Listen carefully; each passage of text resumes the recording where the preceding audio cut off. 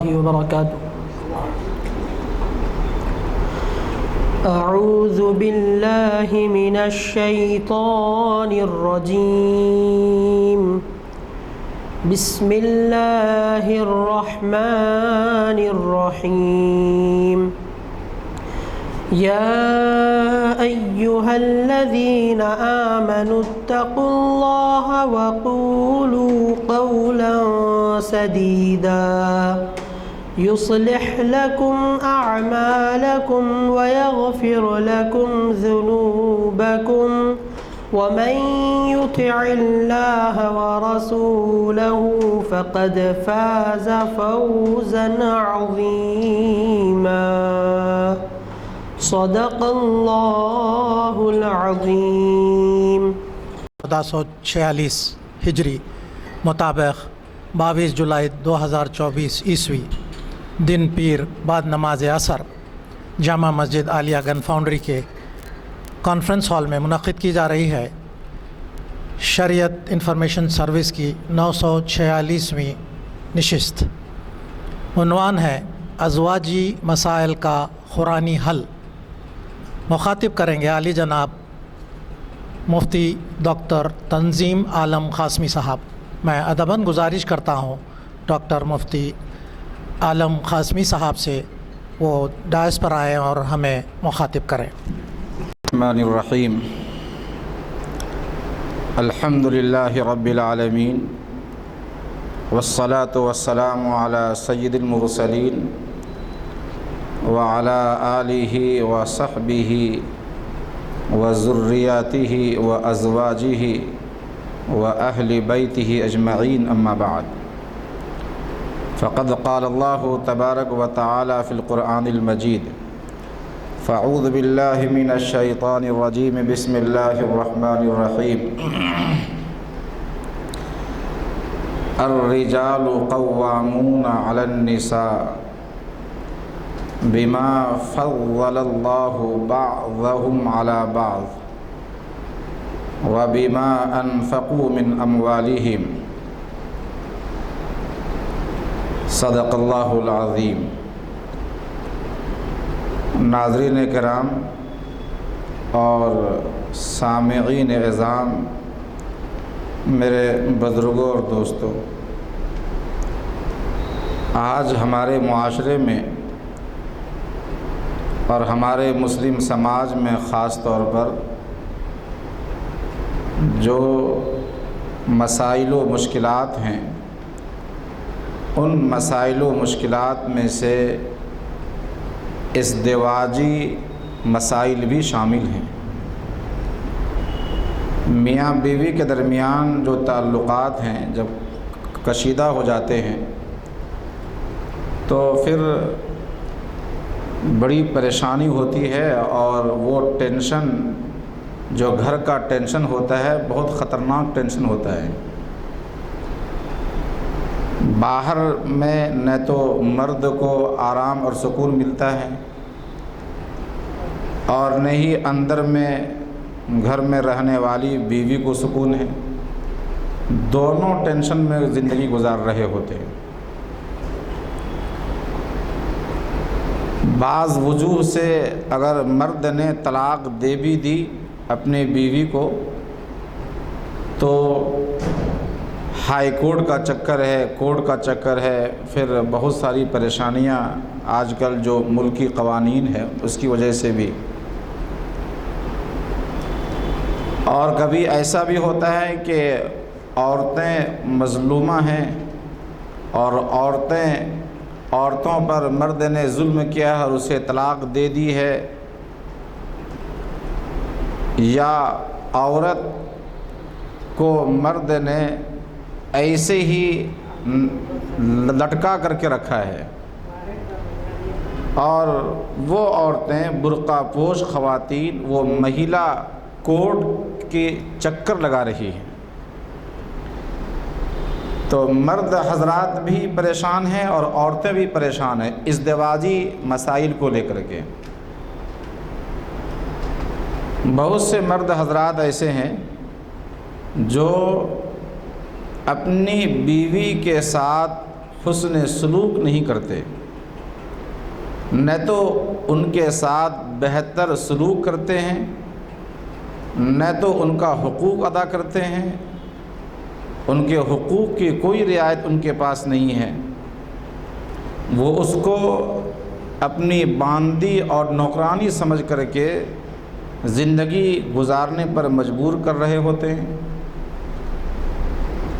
اور نہ ہی شوہر اپنے بیوی کو طلاق دینا چاہتے ہیں، طلاق دے کر کے کہ وہ آزاد ہو جائے اور آزاد ہو کر کے وہ ایک باعزت زندگی گزار سکے سماج میں۔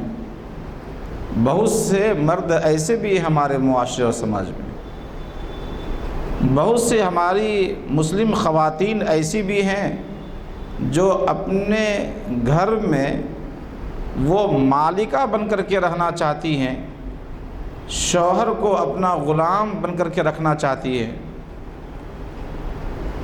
ان کا رویہ اپنے شوہر کے ساتھ بہتر نہیں ہے۔ اس میں داخل ہے شوہر کو اپنے اوپر قدرت نہ دینا، شوہر کی مال کی حفاظت نہ کرنا، شوہر کی جو اولاد ہیں اولاد کی تعلیم و تربیت میں ہاتھ نہ بٹانا، یعنی گویا بیوی کی نظر میں شوہر کی ذرہ برابر کوئی اہمیت نہیں ہے۔ گویا اس طرح دونوں اعتبار سے مرد حضرات بھی بہت سے لوگ ایسا پریشان ہیں، اور عورتیں بھی ایسے بہت سے عورتیں پریشان ہیں، اور ان دونوں کی وجہ سے مسائل اتنے بڑھتے جا رہے ہیں۔ طلاق اور خلا کی نوبت آج کل سماج میں اتنی آ رہی ہے کہ اس سے پہلے اتنے واقعات طلاق کے اور خلا کے پیش نہیں آتے تھے۔ اس لیے اس مسئلے کو آج غور کرنے کی ضرورت ہے، اور اس پر تمام حضرات کو بیٹھ کر کے یعنی اپنے گھریلو جو حالات ہیں ان کو بہتر کرنے کی ضرورت ہے۔ ہر آدمی یہ چاہتا ہے کہ ہمارا گھر بہتر رہے، جنت کا نمونہ رہے۔ گھر سے باہر ہیں تو ٹینشن میں ہیں، کام کا ٹینشن ہے، کمپنی کا ٹینشن ہے، اپنی جو ذمہ داریاں ہیں، وہاں سے جب واپس آئیں گھر تو یہاں کم سے کم سکون کی نیند آئے۔ اور اگر یہاں بھی آ کر کے اگر آرام نہ ملا تو پھر ایک باہر بھی پریشانی اور ٹینشن، اور گھر کے اندر بھی ٹینشن ہے، پریشانی ہے۔ تو اس طرح گویا ایک مرد وہ دو چکیوں کے درمیان پس جاتا ہے۔ وہ کیا شکل ہوگی کہ آج جو مسائل ہیں ازدواجی مسائل، وہ مسائل حل ہو سکیں۔ قرآن کریم میں اللہ تبارک و تعالیٰ نے ازدواجی مسائل کا حل بیان کیا ہے۔ آج افسوس اس بات کا ہے کہ ہم کورٹ تو جاتے ہیں، غیر مسلم وکیل کے پاس تو ہم جاتے ہیں، غیر مسلم جج کے پاس ہم جاتے ہیں، لیکن ہم اپنی مسجد میں امام سے یہ بات نہیں پوچھ سکتے کہ ہمارے درمیان یہ مسئلہ چل رہا ہے، اس کا کیا قرآنی حل ہے۔ حالانکہ ہم ایمان لاتے ہیں قرآن پر، ہم ایمان لاتے ہیں شریعت اسلامی پر، اور شریعت اسلامی میں ہر مسئلے کا حل موجود ہے۔ لہذا ایک مسلمان کی ذمہ داری یہ ہے کہ قرآن میں جو حل بتایا گیا ہے اس حل کو ہم تلاش کریں۔ آپس میں کوئی ایسی اگر بات ہو جائے، بات انبن ہو جائے، بات بڑھ جائے، کوئی اس طرح کشمکش پیدا ہو جائے، تعلقات ناخوشگوار ہو جائیں، تو ہم ایسے وقت میں قرآن کی طرف رجوع کریں اور قرآن سے اپنے مسئلے کا حل پوچھیں۔ قرآن میں اللہ تبارک و تعالیٰ نے اس کا حل تفصیل سے بیان کیا ہے، سورہ نساء آیت نمبر 34 اور 35 میں اس کو تفصیل سے بیان فرمایا ہے۔ یہاں اس حل کو بیان کرنے سے پہلے ایک بات سمجھتے چلیے، وہ یہ ہے کہ جو ازدواجی زندگی ہے، ازدواجی زندگی، نکاح کا کیا مقصد ہے؟ نکاح کا مقصد ہے سکون حاصل کرنا، باہمی مودت و رحمت، مودت و محبت، یہ اس کا مقصد ہے۔ قرآن کریم میں اللہ تعالیٰ نے اس کو بیان کیا ہے، وَمِنْ آيَاتِهِ أَنْ خَلَقَ لَكُم مِّنْ أَنفُسِكُمْ أَزْوَاجًا لِتَسْكُنُوا إِلَيْهَا وَجَعَلَ بَيْنَكُم مَّوَدَّةً وَرَحْمَةً۔ اور اللہ کی قدرت کی نشانیوں میں سے یہ بات ہے کہ اس نے تمہارے لیے خود تمہارے ہی جنس میں سے تمہارا جوڑا بنایا، پیدا کیا۔ بیویاں اللہ تعالیٰ نے تمہاری جنس سے اللہ نے پیدا کیا۔ کیوں؟ لِتَسْكُنُوا إِلَيْهَا، تاکہ تمہارا اس سے دل مل سکے، تاکہ تمہارے دل میں سکون پیدا ہو سکے اس کے ذریعے سے۔ یہ مقصد ہے، یعنی ہمارے ذریعے سے ان کو بھی سکون ملے اور اس کے ذریعے سے ہمیں بھی سکون ملے۔ اور جب یہ سکون جب حاصل ہوتا ہے اور آپس میں جب تعلقات خوشگوار ہوتے ہیں تو زندگی بہت بہتر انداز میں گزرتی ہے۔ ایسا محسوس ہوتا ہے کہ یہ گھر جنت کا نمونہ ہے۔ ایک خیمے میں رہنے والا بھی آدمی، کوئی پختہ مکان نہیں ہے، اے سی کا مکان نہیں ہے، خیمے میں رہنے والا، جنگل اور دیہات میں رہنے والا، اگر میاں بیوی کے درمیان تعلقات بہتر ہیں تو ان کو ایسا قلبی سکون حاصل ہوتا ہے جیسا کہ کروڑوں کی جائیداد رکھنے والوں کو وہ سکون نصیب نہیں ہوتا ہے۔ اور اگر ایک آدمی ہے، کروڑوں کی جائیداد ہے ان کے پاس، انگنت اللہ تعالیٰ نے نعمتوں سے نوازا ہے، مال ہے، گاڑیاں ہیں، اسباب ہے، وسائل ہے، نوکر چاکر ہے، سب کچھ ہے، لیکن گھر میں اچھا نہیں ہے، تعلقات گھر میں بہتر نہیں ہے، تو وہ شخص سارے وسائل اور اسباب کے باوجود بھی اندر قلبی اعتبار سے سکون نہیں پا سکتا۔ یہ سکون جو نکاح کا جو مقصد اللہ نے بیان کیا ہے، یہ سکون کس طرح حاصل ہوگا، پہلے اس کو آپ سمجھیے۔ اس کے لیے سب سے پہلی چیز یہ ہے کہ نکاح جو کیا جائے وہ نکاح جوڑ کا نکاح کیا جائے۔ بے جوڑ کا نکاح وہ کبھی کامیاب نہیں ہوتا۔ جیسے حسب و نسب کا نکاح ہے، حسب و نسب کے اعتبار سے اس کو فقہی زبان میں کفو کہا جاتا ہے، کفو، اور اس کا بڑا اعتبار کیا ہے شریعت میں۔ حسب و نسب کے اعتبار سے ایک آدمی جو مرد ہے وہ تو بہت اونچا ہے، حسب و نسب کے اعتبار سے، خاندان کے اعتبار سے، اور جس سے وہ شادی کر رہا ہے وہ بہت نچلی ذات کی ہے۔ ظاہر سی بات ہے کہ دونوں میں ذہنی ہم آہنگی نہیں ہو سکتی ہے، مزاج کے اعتبار سے یکسانیت نہیں ہو سکتی ہے۔ کبھی یہ اسے طعنہ دے گا اور طعنہ دیتے دیتے یہ ایک ایسا موقع آئے گا کہ طلاق کی نوبت آ جائے گی۔ یہی وجہ ہے کہ اسکولز میں، کالجز میں، یونیورسٹیوں میں یا اسی طرح اور بھی جگہوں میں، کوچنگ سینٹرز وغیرہ میں، جب کسی لڑکے کا کسی لڑکی سے تعلق ہو جاتا ہے تو وہ یہ نہیں دیکھتا کہ اس لڑکی کا کس گھرانے سے تعلق ہے، کون سی خاندان کی لڑکی ہے، بس ایک محبت میں آ کر کے اس سے وہ شادی کر بیٹھتا ہے۔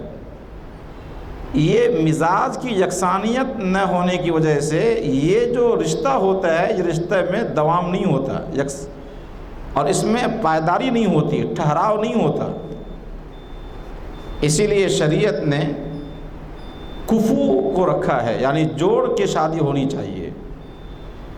پیشے کے اعتبار سے بھی دونوں آپس میں کم و بیش 19-20 ہوں، بلکہ بہتر یہ ہے کہ لڑکا وہ 20 ہو اور لڑکی 19 ہو۔ کفو کی تعریف کی ہے مساوات الرجل للمرأة او کون المرأة ادنا، یعنی جوڑ کہا جاتا ہے کہ مرد عورت کے لڑکی کے برابر ہو، یا یہ کہ جو لڑکی ہے وہ مرد سے تھوڑا کم ہو مال کے اعتبار سے بھی۔ اب ایک بچہ ہے اور وہ عام طور پر 10,000 روپے کماتا ہے، 10,000 12,000 15,000۔ لڑکی ہے جو جس سے اس نے شادی کی ہے وہ بچی کسی کمپنی میں 1 لاکھ روپے تنخواہ اٹھا رہی ہے۔ آپ جائزہ لیجئے کہ یہ دونوں میں اگرچہ وقتی طور پر ماں باپ کی دباؤ کی وجہ سے نکاح ہو جاتا ہے یا بچی نے حامی بھر لی نکاح کے لیے، لیکن کچھ ہی دنوں کے بعد وہ رشتہ ٹوٹ جاتا ہے۔ قربان جائیے شریعت اسلامی پر، جس نے میاں بیوی کے درمیان تعلقات کو بہتر بنانے کے لیے ایسے اصول اور ایسے ضابطے مقرر کیے ہیں کہ جن اصول اور ضابطے کی رعایت کے بعد یہ رشتہ بہت ہی خوشگوار انداز میں گزر سکتا ہے، اس میں پائیداری ہو سکتی ہے، اور یہی نکاح کا مقصد ہے۔ امام الانبیاء علیہ السلام نے ایک موقع پر حضرت علی رضی اللہ عنہ سے فرمایا تھا، یا علی ثلاث لا تؤخرها، 3 چیزوں کو دیر نہیں کرنا۔ نمبر 1 الصلاۃ اذا اتت، نماز کا جب ٹائم ہو جائے تو بہانے تلاش مت کرو، سیدھا نماز کے لیے جاؤ۔ نمبر 2 والجنازۃ اذا حضرت، جنازہ جب ہو جائے تیار تو اب کسی کا انتظار مت کیا کرو، فوراً اس کی جنازہ پڑھ لو اور انہیں سپرد خاک کر دو۔ والاییم اذا وجدت لها کفوا، اور کسی لڑکی کے لیے جب تمہیں کفو مل جائے، الفاظ پہ غور کیجئے، آپ نے یہ نہیں کہا لڑکا کوئی بھی مل جائے، بلکہ آپ نے فرمایا کوئی مناسب رشتہ مل جائے۔ اذا وجدت لها کفوا، جب تم اس کے لیے کوئی جوڑ کا لڑکا تمہیں اگر مل جائے تو اب تاخیر مت کرو۔ اب یہ تاخیر کہ نہیں ابھی تو بچی چھوٹی ہے یا بچی ابھی کما رہی ہے، ہم نے بچی کے پیچھے جو خرچ کیا وہ پیسہ آ جانا چاہیے پہلے، یا پھر اور مالدار گھرانے کی ہمیں بچہ دیکھنا ہے، اس طرح کہہ کر کے اس کی عمر کو اور مزید آگے مت بڑھاؤ۔ یہاں پہ آپ نے وجدت لہا کفوا، لفظ کفو کا استعمال فرمایا ہے۔ اسی لیے حضرات فقہا نے لکھا ہے کہ 6 چیزوں کے اندر برابری ہونی چاہیے تو یہ رشتہ پائندہ رہے گا۔ نمبر 1 اسلام کے اندر برابری ہو، نمبر 2 حسب و نسب کے اندر، نمبر 3 دینداری کے اندر، نمبر 4 پیشہ کے اعتبار سے، پیشہ لڑکے کا یا لڑکی کا انتہائی ایسا نہ ہو کہ ایک پیشے کے اعتبار سے بہت اعلیٰ ہے اور ایک گھٹیا ہے، نمبر 5 مال کے اعتبار سے، اور نمبر 6 حریت کے اعتبار سے کہ ایک غلام ہے اور دوسرا آزاد ہے، ایسا نہ ہو۔ اس اعتبار سے جب برابری ہوگی تو میاں بیوی کے درمیان پھر رشتہ مضبوط ہوگا اور مستحکم ہوگا، دونوں کی مزاج میں یکسانیت پیدا ہوگی، ہم آہنگی ہوگی، اور اس کی وجہ سے خوشگوار زندگی دونوں گزار سکیں گے۔ یہاں دوسری چیز جو اہم بات بتانی ہے وہ یہ ہے کہ ان تمام میں سے سب سے زیادہ جس بات پر فوکس کرنا ہے اور توجہ دینی ہے وہ ہے دینداری۔ دینداری کو فوقیت دینی چاہیے۔ ہمیشہ دینداری کو، یہ نہیں کہ پڑھائی اچھی ہے یا مال کس کے پاس زیادہ ہے، کس کے پاس بڑی بڑی بلڈنگیں ہیں، کن کے پاس اسباب ہے، کن کے پاس وسائل ہیں۔ حضور علیہ الصلوۃ والسلام نے ایک موقع پہ فرمایا ہے کہ لوگ نکاح میں 4 چیزوں کو دیکھتے ہیں، ایک تو مال کو، دوسرا حسب و نسب کو، تیسرا جمال کو، چوتھی چیز دینداری کو۔ بلکہ دینداری کو لوگ پیچھے کرتے ہیں اور یہ دیکھتے ہیں، لڑکے والے یہ دیکھتے ہیں کہ لڑکی کن کے پاس اکلوتی بچی ہے، کن کے پاس زیادہ پیسہ ہے تاکہ میراث میں زیادہ آ سکے، یا وہ معیاری شادی کر سکے، جہیز میں زیادہ ہمیں سامان مل سکے۔ بچی والے یہ دیکھتے ہیں کہ لڑکا کن کے پاس اکیلا ہے، جن کے پاس بھائی کم ہے، کہاں زیادہ ان کے پاس پیسہ ملے گا تاکہ بچی خوشحال رہے۔ ہم سب کے آقا جناب محمد رسول اللہ صلی اللہ علیہ وسلم نے ارشاد فرمایا، پیسوں سے خوشحالی نہیں آتی ہے، اسباب اور وسائل کی فراوانی سے گھر میں خوشحالی نہیں آتی، دینداری سے خوشحالی آتی ہے۔ فاظفر بذات الدین، لہذا دینداری کو تم فوقیت دو۔ بہت مشہور واقعہ ہے، خلیفہ ثانی سیدنا حضرت عمر فاروق رضی اللہ عنہ تاریک رات میں مدینہ کی گلیوں میں گشت لگا رہے تھے۔ حضرت عمر فاروق رضی اللہ عنہ نے ماں اور بیٹی کے درمیان ہونے والی گفتگو کو سنا۔ وہ گفتگو یہ تھی کہ ماں اپنی بیٹی سے کہہ رہی تھی کہ بیٹی دودھ میں تھوڑا پانی ملا دو، کیونکہ آج جانور نے دودھ کم دیا ہے اور صبح لینے کے لیے لوگ سب آئیں گے، لہذا پانی ملا کر کے تھوڑی مقدار بڑھا دو۔ رات کا اندھیرا ہے، کوئی سننے والا نہیں ہے، کوئی دیکھنے والا نہیں ہے۔ بیٹی کہتی ہے کہ اماں، یہاں خلیفۃ المسلمین نے اس طرح کے جرائم سے منع کیا ہے، دودھ میں پانی ملانے سے منع کیا ہے۔ تو اس کی والدہ نے کہا کہ بیٹی یہاں کہاں ہے خلیفۃ المسلمین، یہاں تو ہم اور تم دونوں ہو، یہاں کوئی دیکھنے والا نہیں ہے۔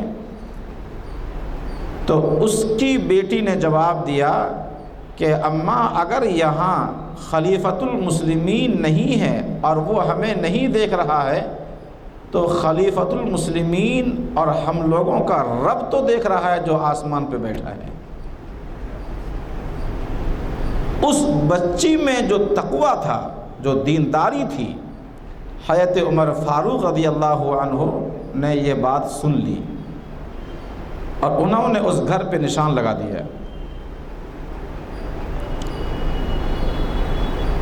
بہت ہی کوئی ممتاز گھرانے کی بچی نہیں تھی، دودھ بیچنے والی بچی، دودھ بیچنے والا گھرانہ، لیکن حضرت عمر فاروق رضی اللہ عنہ نے تقویٰ محسوس کیا، اس لیے صبح سویرے ہو کر کے سیدنا حضرت عمر فاروق رضی اللہ عنہ نے اپنے بیٹے عاصم کے نکاح کا پیغام اس لڑکی سے بھیج دیا۔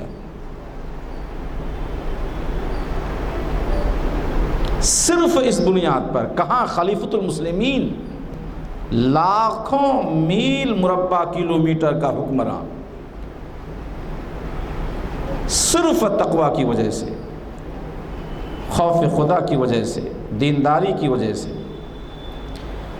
بعد میں انہی کے سلسلے نسب سے حضرت عمر ابن عبد العزیز پیدا ہوئے، اور وہ لڑکی جو اپنی ماں سے کہہ رہی تھی کہ رب دیکھ رہا ہے، وہ لڑکی عمر ابن عبد العزیز کی نانی بنی۔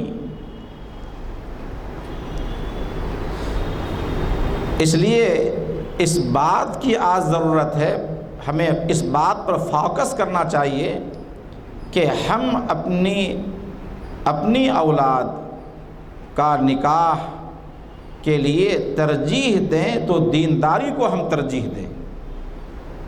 بنیاد جو آج رکھی جاتی ہے وہ بنیاد ہی غلط ہوتی ہے، مال پر اس کی بنیاد رکھتے ہیں، جمال پر، ماڈرن بچیاں تلاش کرتے ہیں، ماڈرن بچے تلاش کرتے ہیں، مغربی کلچر اور مغربی تہذیب زدہ جب بچے آپ تلاش کریں گے، اور پھر اس کے سے ہم اگر وہاں سے ہم ادب اور احترام اپنا ڈھونڈنا چاہتے ہیں اس گھر سے، اور اس لڑکے سے ہم یہ امید رکھتے ہیں کہ وہ ہمارا ادب کریں، احترام کریں، پھر بعد میں چل کر جب ہم جائیں تو کرسی سے وہ کھڑا ہو جائے، اور بعد میں چل کر کے وہ ساس کا بھی احترام کرے، خسر کا بھی احترام کرے، اور لوگوں کا احترام کرے، ہماری عزت کرے، ہرگز اور ہرگز یہ امید کبھی پوری نہیں ہو سکے گی۔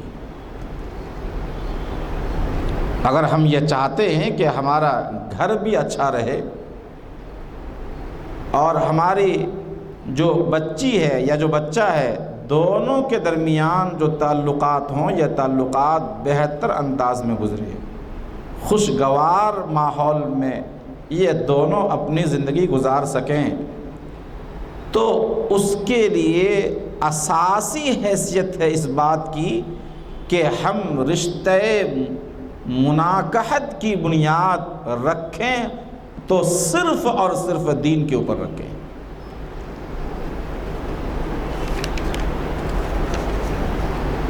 اب اگر مان لیجئے کہ نکاح ہو گیا، رشتہ ہو گیا، تمام چیزوں کی رعایت ہم نے کی، اور پھر ایسا ہو گیا تو اب کیا کرنا چاہیے؟ آپ تو مثل مشہور ہے، آپ جانتے ہیں، سنتے رہتے ہیں کہ چند جہاں برتن ہوتے ہیں تو وہاں تو آواز آتی ہی ہے۔ تھوڑی بہت اگر آواز آئے تو یہ تو انسانی فطرت ہے۔ ہم سب کے آقا جناب محمد رسول اللہ صلی اللہ علیہ وسلم اور ازواج مطہرات کے درمیان بھی کبھی کبھی ایسے مسائل پیدا ہو جاتے تھے۔ چنانچہ آپ نے ایک موقع پر بعض ازواج مطہرات سے ناراض ہو کر شہد کو اپنے اوپر آپ نے حرام قرار دے دیا، جس پر آیت تحریم نازل ہوئی، اور اللہ تعالیٰ نے فرمایا کہ اے نبی، کیا آپ اپنے ازواج کی رضامندی حاصل کرنے کے لیے ایک حلال چیز کو حرام کر رہے ہیں؟ آپ نے ایک موقع پر ایلا بھی آپ نے کیا۔ ایلا کہتے ہیں کہ 4 مہینہ اپنے بیوی سے نہ ملنے کی قسم کھانا، یہ ایلا شرعی ہے۔ اگر 4 مہینہ وہ نہیں ملتا ہے تو ایک طلاق بائن پڑ جاتی ہے، اور ایک ایلا یہ ہے لغوی اعتبار سے کہ 1 مہینہ یا 2 مہینہ 4 مہینے سے کم نہ ملنے کی قسم کھائے۔ حضور علیہ الصلوۃ والسلام نے 1 مہینہ اپنے ازواج مطہرات سے نہ ملنے کی قسم کھائی تھی آپ نے۔ اس طرح کے مسائل پیدا ہوتے رہتے ہیں انسانی ہونے کے ناطے، لیکن اب ایسے موقع پر ضرورت اس بات کی ہے کہ ہم صبر و تحمل کا مظاہرہ کریں۔ مرد اور عورت دونوں کے دونوں صبر و تحمل کا مظاہرہ کریں۔ مرد کو بھی چاہیے کہ وہ صبر سے کام لیں، عورت کو بھی چاہیے کہ وہ تحمل سے کام لیں۔ معاف کرنے کا جب گر سیکھ لیں گے آپس میں، اگر مرد عورت کے سے کوئی غلطی ہو جائے معاف کر دے، اگر مرد سے کوئی بات ہو جائے تو عورت اسے معاف کر دے، تو یقیناً پھر وہ مسئلہ آگے نہیں بڑھے گا۔ امام الانبیاء سرکار دو عالم صلی اللہ علیہ وسلم نے مردوں سے کہا کہ اپنی بیویوں کے ساتھ حسن سلوک کرو۔ خیرکم خیرکم لأہلہ وأنا خیرکم لأہلی، تم میں سے بہترین وہ آدمی ہے جو اپنی بیوی کے ساتھ اپنے گھر میں حسن سلوک کا معاملہ کرتا ہے۔ ایسا نہیں کہ باہر میں تو لوگوں کے ساتھ اچھے سے پیش آتے ہیں اور گھر میں آ کر کے ہی شیطان بن جاتے ہیں، شیر بن جاتے ہیں۔ جب بھی آپ دیکھیے روب، دبدبا، چیخنا، چلانا بچوں پر، بیوی پر، گھر پر، یہ طریقہ بہتر نہیں ہے۔ حضور علیہ الصلاۃ والسلام کا جو امہات مومنین سے جو آپ کے جو معاملہ تھا، جو حسن سلوک تھا، وہ کتابوں میں درج ہے۔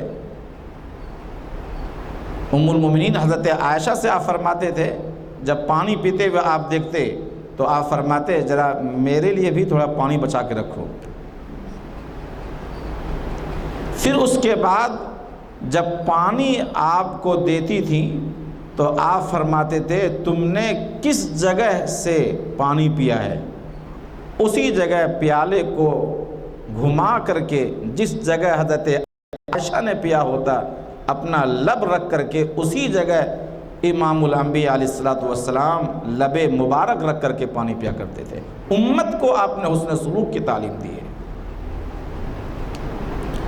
ادھر آپ نے عورتوں سے بھی فرمایا، عورتوں سے آپ نے فرمایا کہ اگر میں کسی کو اللہ کے علاوہ سجدہ کرنے کا حکم دیتا تو عورتوں سے میں کہتا کہ وہ اپنے شوہروں کو سجدہ کیا کرے۔ ایک موقع پہ آپ نے یہ بھی فرمایا ایما امرأۃ ماتت وزوجها عنها راض دخلت الجنہ،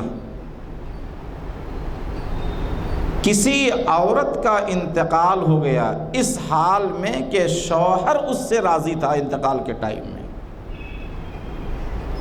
عمل میں تھوڑی کمی اور کوتاہی صحیح، اللہ تعالیٰ شوہر کی رضامندی کی برکت سے جنت میں داخل ہو جائے گی۔ نہ مرد کے لیے یہ مناسب ہے کہ بات بات میں طلاق دے، نہ عورت کے لیے یہ مناسب ہے کہ وہ اپنے شوہر سے طلاق کا مطالبہ کرے۔ طلاق یہ ابغض المباحات میں سے ہے، یعنی جو چیزیں اللہ کی جانب سے حلال ہیں ان تمام حلال چیزوں میں یہ ناپسندیدہ ہے، انتہائی شدید ضرورت کے وقت میں طلاق دینے کی اجازت ہے۔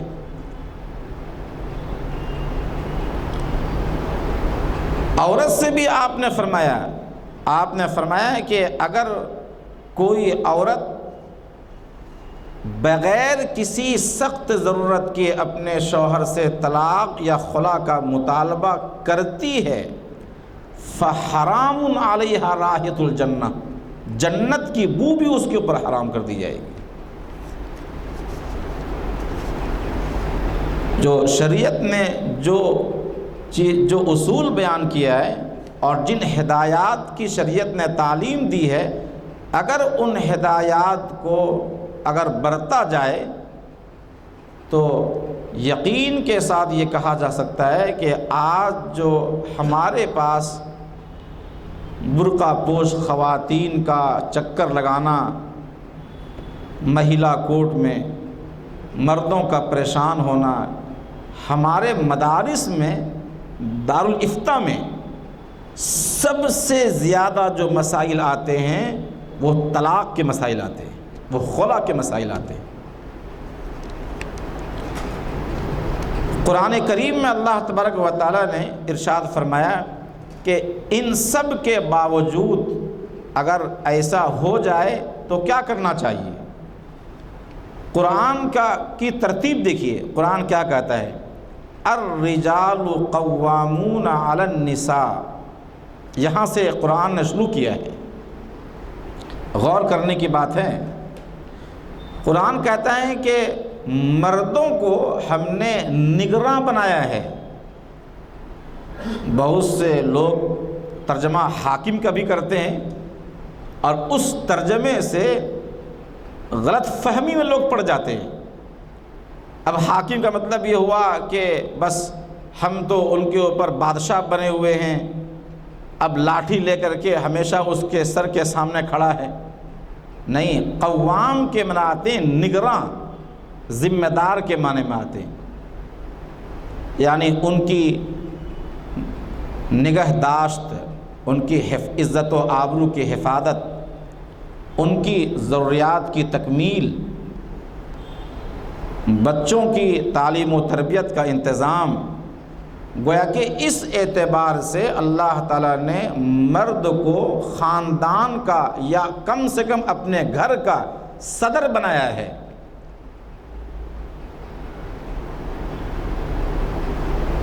اب بات چلے گی تو شوہر کی بات چلے گی، فیصلہ ہوگا تو شوہر کا فیصلہ ہوگا۔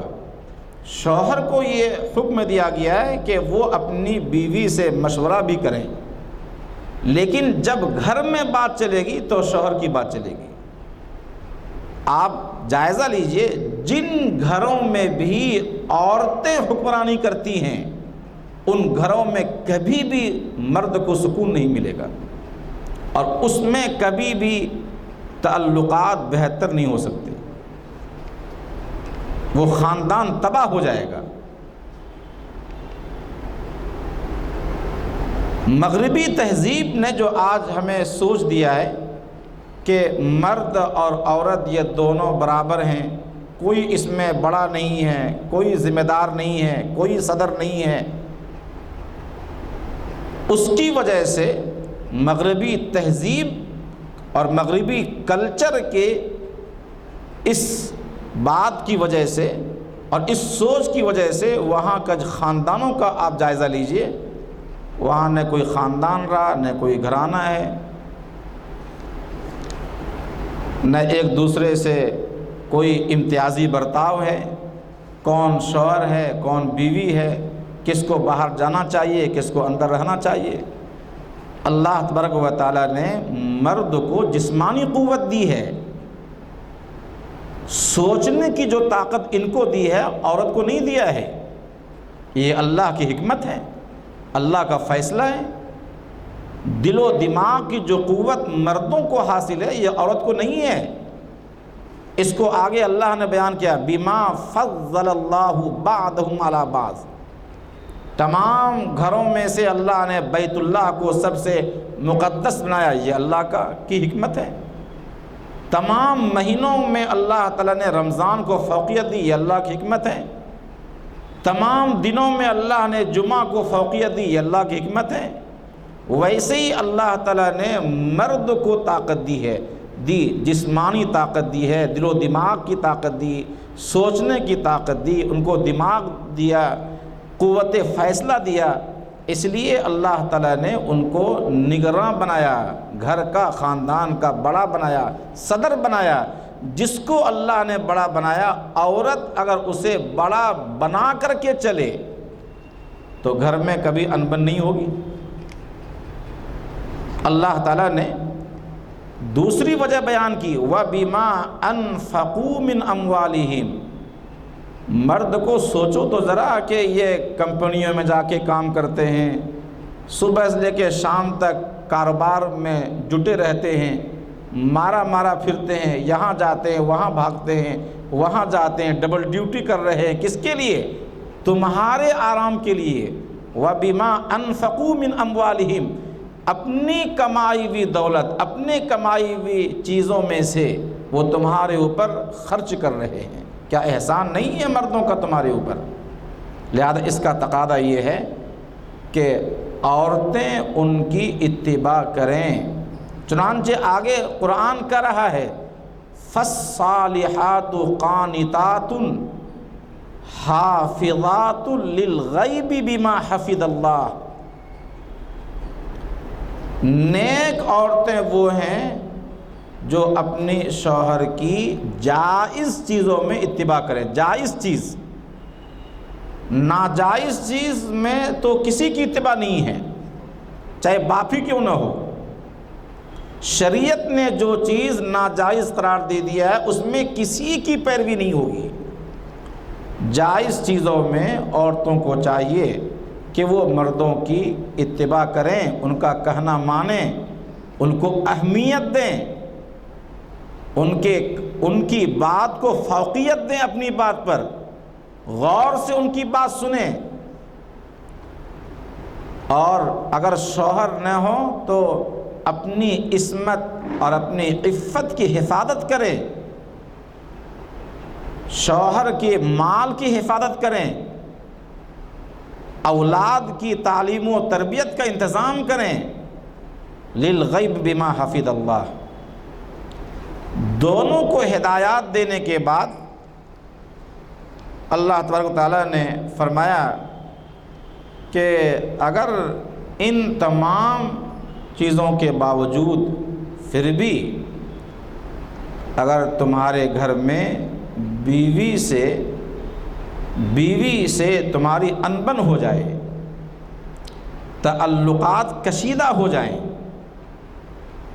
تو اس کا یہ مطلب نہیں ہے کہ اب اس پر لاٹھی چلا دیں گے، اس کی اجازت نہیں ہے۔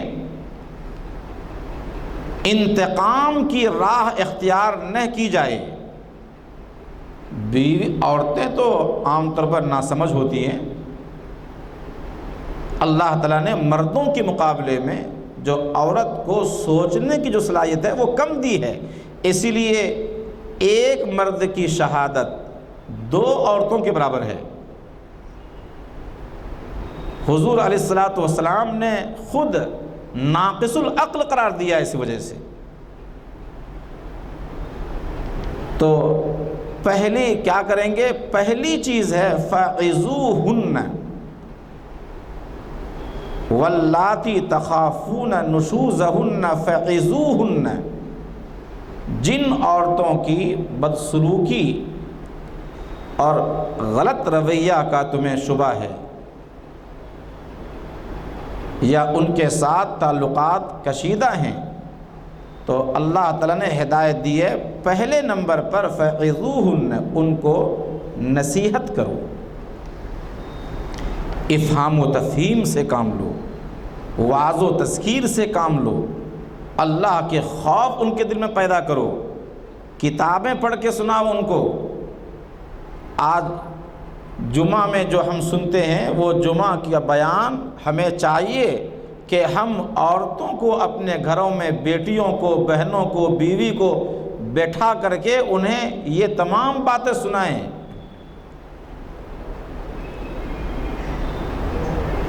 دین کی باتیں ان تک نہیں پہنچ سک رہی ہیں۔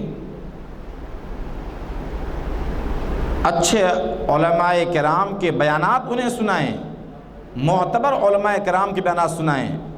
کوئی دینی کتاب جو معتبر کتاب ہے، معتبر مصنف کی لکھی ہوئی کتاب ہے، وہ روزانہ 15-20 منٹ ان کو پڑھ کے سنائیں۔ فَعِظُوهُنَّ، تو اس سے ان کے دل میں نرمی پیدا ہوگی۔ دوسری چیز جو اللہ تعالیٰ نے بیان کی آگے کہ اگر اس سے بھی نہ ہو، نصیحت کام نہ کرے، تو اللہ تعالیٰ نے کہا وَاحْجُرُوهُنَّ فِي الْمَضَاجِعِ، انہیں بستر ان کا الگ کر دو۔ اس کا یہ مطلب نہیں ہے کہ ان کو گھر سے باہر کر دیں گے، میکے بھیج دیں گے، بلکہ ان سے جنسی تعلق روک دیا جائے، یہ مطلب ہے اس کا۔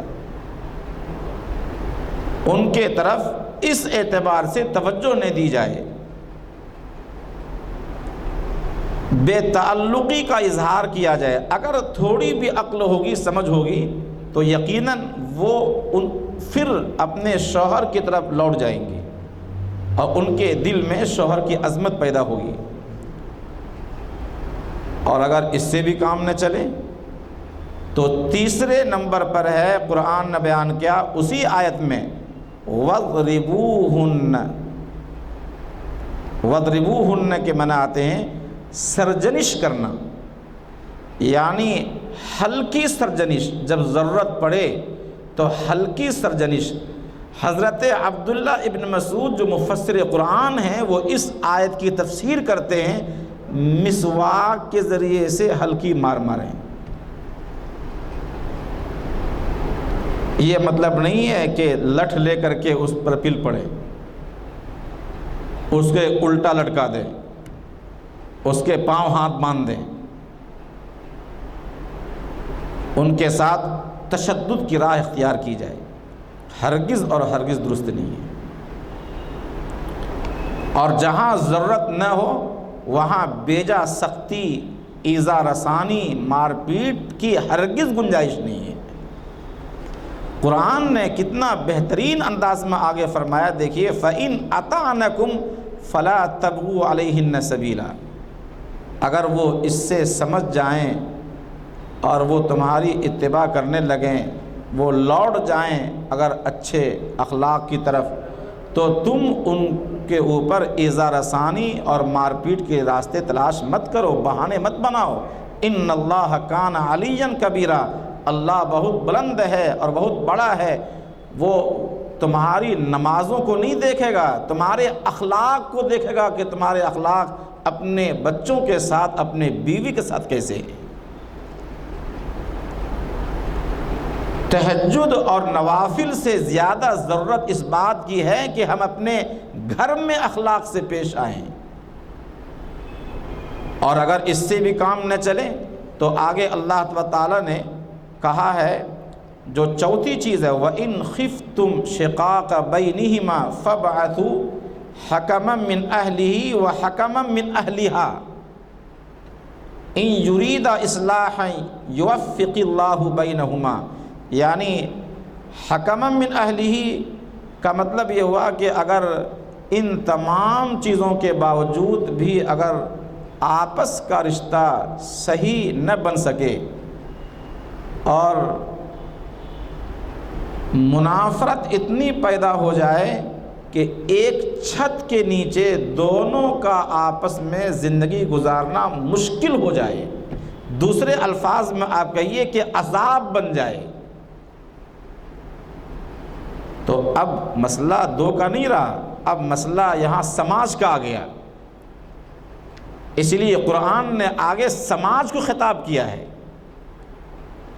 لڑکے کے خاندان کو، لڑکی کے خاندان کو چاہیے کہ دونوں خاندان آپس میں مل کر کے جو دونوں کے درمیان تعلقات کشیدہ ہیں ان تعلقات کو بہتر کرنے کی کوشش کریں، سمجھائیں، لڑکے کو بھی سمجھائیں، لڑکی کو بھی سمجھائیں، تھوڑا ان کو بھی ڈرائیں، ان کو بھی ڈرائیں، ان کو بھی نصیحت کریں، ان کو بھی نصیحت کریں۔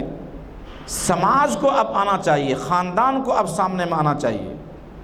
لہذا اگر دونوں، ایک حکم ان کے جانب سے اور ایک حکم ان کے جانب سے، یعنی کچھ لوگ ان کی جانب سے کچھ لوگ ان کے جانب سے اگر آئیں اور دونوں مل کر کے اگر دونوں کے درمیان اصلاح کرنے کی کوشش کریں گے اگر خیر کے ارادے سے، تو اللہ تعالیٰ توفیق دے دے گا اس بات کی کہ یقیناً دونوں کے درمیان جو تعلقات خراب ہو گئے تھے وہ پھر تعلقات بہتر ہو جائیں گے، آپس کی تلخی ختم ہو جائے گی، نفرت محبت میں بدل جائے گی۔ اور اگر دونوں حضرات کی کوششیں بھی اگر کارگر نہ ہو سکے، تب موافقت کی کوئی صورت نہ نکلنے کی شکل میں بس اب ایک ہی راستہ باقی رہ گیا ہے، اور وہ ہے طلاق کا راستہ۔ یہ طلاق جو بالکل آخری درجے کی چیز ہے، طلاق پہلے درجے میں نہیں ہے، طلاق بالکل آخری درجے میں ہے۔ طلاق سے خاندان بکھر جاتا ہے، طلاق کی وجہ سے پورا خاندان ٹوٹ جاتا ہے، اور وہ بھی طلاق دینے کے لیے جو اللہ تعالیٰ نے اجازت دی ہے تو بالکل اخیر میں، اور ایک طلاق یا دو طلاق، الطلاق مرتان فامساک بالمعروف اور تسریح بالاحسان، ایک طلاق یا دو طلاق دینے کی شکل میں غور و خوض کرنے کا موقع ملتا ہے۔ اگر مرد کو ندامت ہو تو وہ طلاق کو ختم کرنے پر قادر ہے، رجعت کرنے پر قادر ہے، دوبارہ اس کو واپس لے سکتا ہے۔ اگر مان لیجئے کہ عدت بھی گزر جاتی ہے تو بعد میں کسی حلالے کے بغیر، حلالے کے عذاب سے گزرے بغیر دوبارہ مرد اس سے شادی کر سکتا ہے۔ اسی لیے اللہ تعالیٰ نے کہا فَإِمْسَاكُ بِالْمَعْرُوفِ، اگر تمہاری نیت صحیح ہے، اچھی نیت ہے، اور تم اس کو دوبارہ اگر اپنانا چاہتے ہو تو اسے روک لو اچھے انداز میں، حسن سلوک کے ساتھ۔ اور اگر تمہارا ان سے نبھاؤ نہیں ہو سکتا ہے تو غلط نیت سے نہیں بلکہ تسریح بالاحسان، یعنی ایک یا دو طلاق دے کر کے چھوڑ دو، عدت گزر جائے گی تو خود بخود یہ طلاق بائن بن جائے گی، اور چھوڑنے کے بعد ان کا اگر مہر ہے وہ دیا جائے، عطایا دیے جائیں، ہدیہ دیا جائے، اس طرح دے کر کے ان کو واپس کیا جائے، اور اس کی غیبت نہ کی جائے، ان کی برائیاں سماج میں بیان نہ کی جائیں، تاکہ وہ عزت کے ساتھ جہاں چاہے وہ نکاح کر سکے۔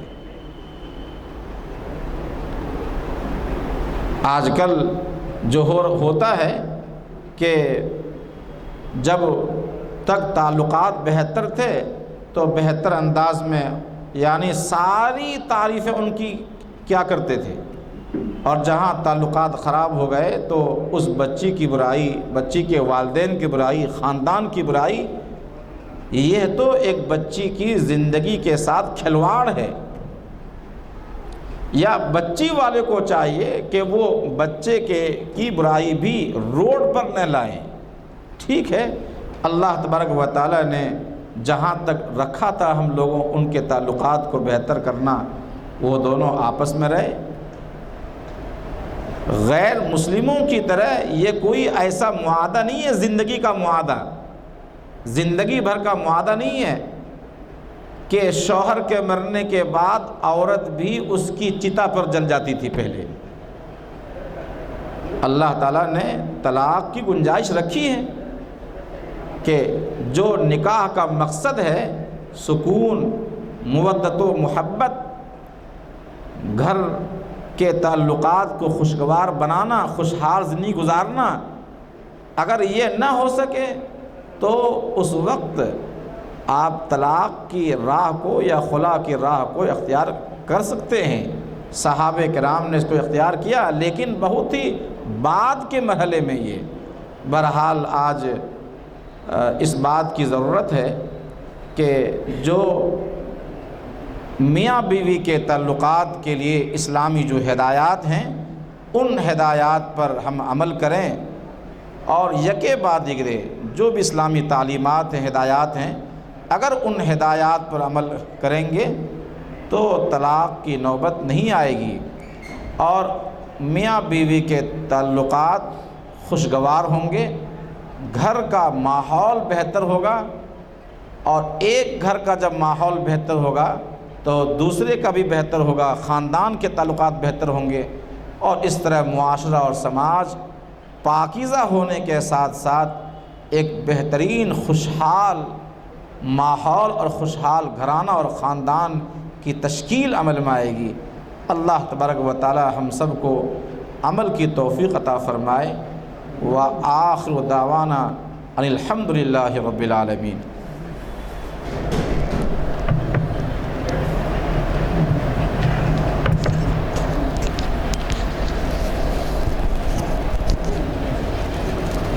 السلام علیکم ورحمۃ اللہ وبرکاتہ۔ الحمدللہ الحمدللہ، بہت ہی اچھا بیان تھا، اور بہت ہی معلومات میں اضافہ ہوا ہے۔ بہت خوب اچھے انداز میں آپ نے جو ہے بیان کیا ہے کہ ازدواجی زندگی میں کیسے میاں بیوی اپنے ساتھ گزارا کریں اور کیا کیا اس کی تدابیر ہیں، آخری صورت کیا ہوتی ہے، وہ اس کو بھی بہت ہی اچھے انداز میں آپ نے بتایا۔ اور اللہ تعالیٰ سے دعا ہے کہ اللہ آپ کے علم میں ترقی دے، برکت دے اور آپ کی عمر دراز کرے اور ہمیں بار بار آپ کے سننے کو موقع عطا فرمائے۔ ہم لوگ جو بھی سنتے ہیں اس کو دہرانا چاہیے، مطلب دوسروں تک پہنچانا چاہیے اور اس پر عمل کرنے کی کوشش کرنا چاہیے۔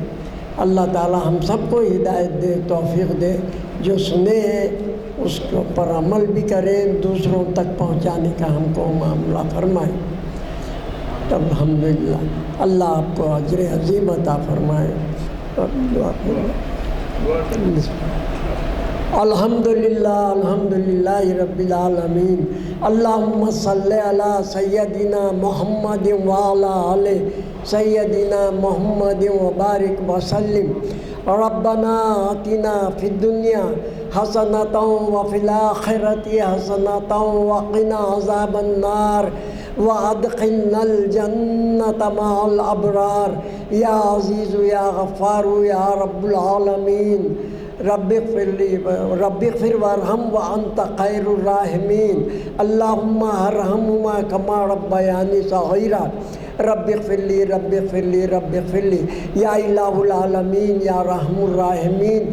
اے اللہ ہمارے والدین عزیز و قریب رشتہ دار، میرے مولا افسران صاحبان، ہمارے اساتذہ صاحبان اور سارے مومنین مومنات مسلمین مسلمات جو اس دنیا فانی سے گزر چکے ہیں، میرے مولا ان کے ساتھ رحم کا کرم کا معاملہ فرماتے ہوئے ان کے درجات میں بلندی عطا فرما، ان تمام کی خبروں کو جنت کا ایک باغ بنا دے یا الہ العالمین یا ارحم الراحمین۔ اے اللہ ہم سب جو بقید حیات ہیں انہیں توفیق دے، ہدایت دے، میرے مولا سچی توبہ کر لے، توبۃ النصوح کروا لے جو تیرے دربار میں قبول و منظور ہو جائے، میرے مولا بعد اس کے ہدایت دے کے حضور پاک نبی کریم صلی اللہ علیہ وسلم کی پیاری پیاری سنتوں پر عمل کرنے والا بنا دے، آخرت میں ہمارا خاتمہ بالخیر فرما۔ اے اللہ یا رحمان یا رحیم یا کریم، اے اللہ جتنے لوگ بیمار ہیں یا اللہ ان سب کو شفائے کاملہ عاجلہ مستعملہ عطا فرما، جو مقروض ہیں ان کے قرضوں کی ادائیگی کے اسباب بنا دے، اے اللہ جو پریشان حال ہیں ان کی پریشانیوں کو دور فرما دے، اے اللہ جن رشتوں میں دراریں پڑی ہوئی ہیں یا اللہ ان رشتوں کو جو ہے صلہ رحمی سے متبدل فرما دے، یا اللہ یا رحمان یا رحیم یا کریم۔ اے اللہ بچے جو طلباء طالبات تعلیم پا رہے ہیں انہیں نافع علم عطا فرما، ان کو ہر امتحان میں امتیازی کامیابی عطا فرما، یا اللہ یا رحمان یا رحیم یا کریم۔ جو بچے بے روزگار ہیں میرے مولا روزگار کی تلاش میں ہیں، میرے مولا ان کی مدد فرما، ان کے ساتھ رحم فرما، حلال روزگار سے جوڑ دے، حلال کاروبار سے جوڑ دے، جو کاروبار کر رہے ہیں ملازمت کر رہے ہیں ان کے ملازمت میں کاروبار میں برکت والی ترقی عطا فرما، یا اللہ یا رحمان یا رحیم۔ جو لاولد ہیں اللہ اولاد کی خواہش کرتے ہیں انہیں نیک صالح اولاد عطا فرما، جو صاحب اولاد ہیں ان کی اولادوں کو نیک صالح بنا، ماں باپ کی آنکھوں کی ٹھنڈک بنا، انہیں تمام دنیا کی اور دونوں جہان کی نعمتوں سے سرفراز فرما، دونوں جہان کے علم سے سرفراز فرما، نافع علم عطا فرما، یا اللہ یا رحمان یا رحیم۔ اے اللہ ہم نے جو مانگا ہے اپنے محض اپنے فضل و کرم اور حضور پاک نبی کریم صلی اللہ علیہ وسلم کے تقدس میں ان کے واسطے سے قبول فرما۔ والحمدللہ رب العالمین بحق لا الہ الا اللہ محمد الرسول اللہ۔